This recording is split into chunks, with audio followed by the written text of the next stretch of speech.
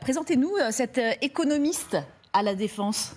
Andreï Belousov, Anne, 65 ans, économiste de formation, oui. Aucun bagage militaire, peut-on lire dans toutes les notes biographiques qui lui sont consacrées. Et l'examen de son parcours le confirme. 1980, il sort diplômé de la faculté d'économie de l'université de Moscou. 80-2006, il est analyste prévisionniste à l'Académie des sciences de l'URSS. C'est en marge de ses fonctions qu'en 2000, il commence à conseiller le Premier ministre. Début d'ascension.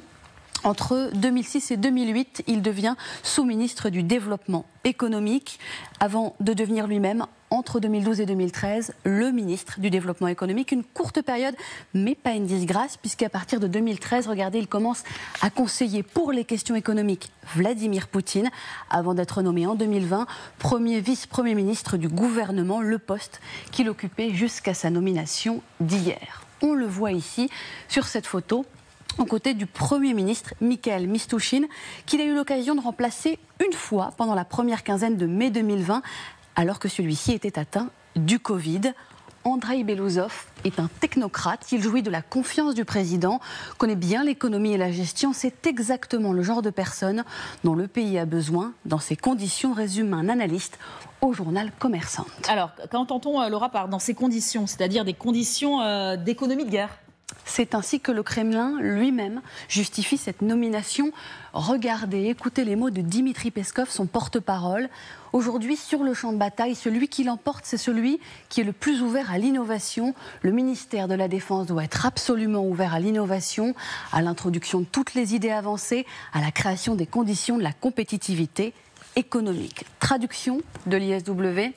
La nomination de Belousov montre les efforts de Poutine pour créer les conditions économiques nécessaires à une guerre prolongée. L'Institut pour l'étude de la guerre souligne que l'ancien vice-premier ministre a su se placer auprès du président sur ces sujets. Il a notamment supervisé le plan drone de Moscou qui prévoit 7 milliards de dollars pour 32 000 drones montés par an jusqu'en 2030. On sait l'importance de cette industrie dans la conduite du conflit. Il est également un fervent partisan de la souveraineté technologique, lui qui a lancé récemment de grands projets d'innovation et de soutien à l'innovation dans le pays.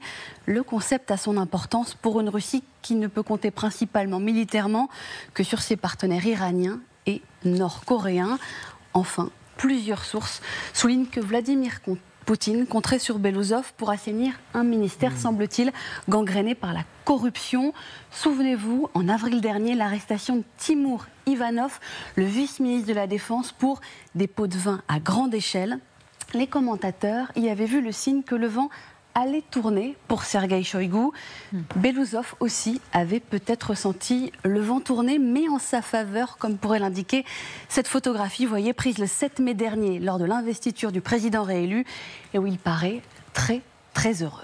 Merci beaucoup, Laura. Avant de vous entendre, nos experts en plateau, bien évidemment, on va retourner voir Jérôme Garot à Donetsk, dans la partie occupée par les Russes. Jérôme, quel sera le rôle de ce Belousov là, qui communiquait, et Laura l'a rappelé, sur les livraisons de drones récemment, 32 000 drones d'ici 2030, principalement assurer l'effort économique de guerre, l'effort économique militaire?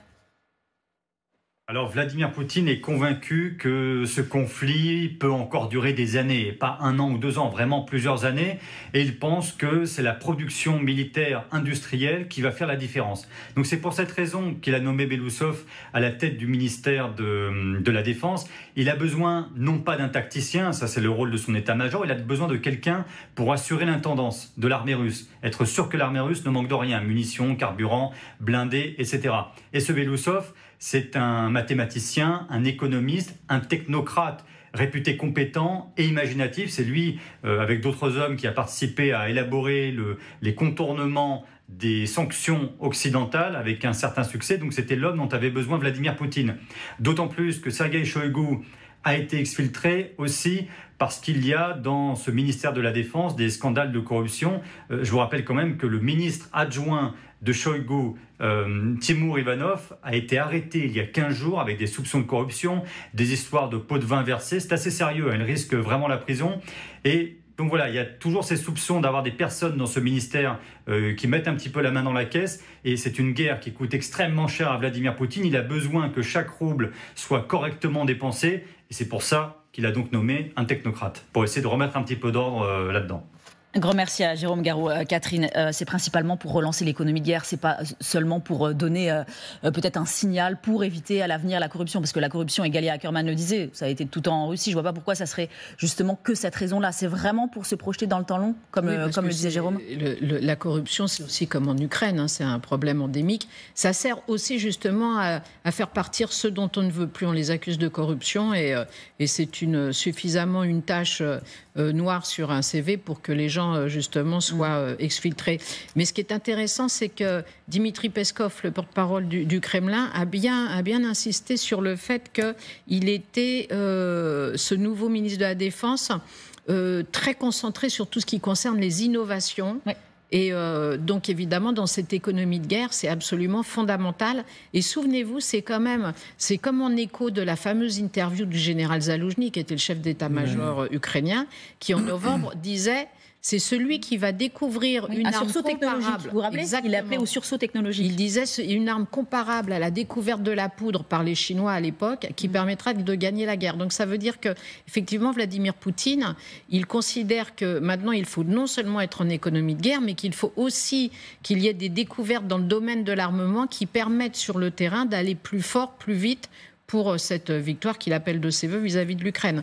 Donc il a le profil type, le nouveau ministre, pour ce saut qualitatif, technologique, dans le domaine de la défense, qui évidemment est crucial maintenant pour les Russes. Dans le même temps, il a gardé le général Gerasimov, qui est le chef d'état-major. Donc concernant tout ce qui se passe sur le terrain d'un point de vue militaire, il a gardé celui qui est aux manettes, avec plus ou moins de succès, mais qui en tout cas est aux manettes depuis des années. Et il va on y reviendra parce qu'il y a une politologue russe qui dit, Tatiana Stanovaya ce matin, ça serait intéressant de voir dans les jours qui viennent ce que va devenir Gerasimov. Peut-être qu'il y aura aussi du changement de ce côté-là. Est-ce qu'il va être renforcé justement puisque ce n'est plus un militaire désormais à la tête du ministère de la Défense russe. Mais en tout cas, le message, c'est que Vladimir Poutine a décidé d'accélérer sur tout ce qui concerne l'innovation dans le domaine militaire. Gallagher, on veut donner un coup de neuf, de hype à ce ministère, moderniser ce ministère de la Défense pour évoquer ce sursaut technologique, par exemple, dont on parlait avec Catherine. Je crois que Belousov, plusieurs choses. D'abord, et ça a été très bien expliqué par Laura dans sa présentation, c'est la vraie technocratie du Kremlin. Et donc, il va faire la jonction entre les univers politiques, économiques et militaires. Il a géré avec pas mal d'efficacité, Catherine le rappelait à l'instant, le contournement des sanctions, pas seulement la sortie du Covid ou la gestion du Covid plutôt, avec un certain succès. Et je dirais qu'en fait, ce qui est en train de se passer, c'est qu'il ne va pas lancer ou relancer l'économie de guerre, il va l'accroître. Et ça veut dire que vous allez voir une inversion. Et c'est là qu'est la mauvaise nouvelle pour les Ukrainiens, je pense, et l'inscription de cet effort dans un temps long. C'est que l'économie, d'une manière générale, va désormais faire partie de l'économie de guerre, et pas inversement. C'est-à-dire que dans le rapport de force, en fait, tout va découler d'eux et aller en direction de l'économie de guerre, plutôt que l'économie de guerre ne soit qu'un pan, si vous voulez, de l'économie d'une manière générale. Donc, c'est ça que je vois dans ce symbole. Et puis aussi se rappeler que dans cet univers mafieux, ce qui est également récompensé, parce que là je parlais de compétences, c'est la première de vos compétences dans cet univers, c'est la loyauté. La loyauté. La fidélité. Vous vous rappelez ce qu'avait dit Vladimir Poutine, hein, la trahison, je pardonne pas. Exactement. Et là, à l'inverse, on est dans la loyauté.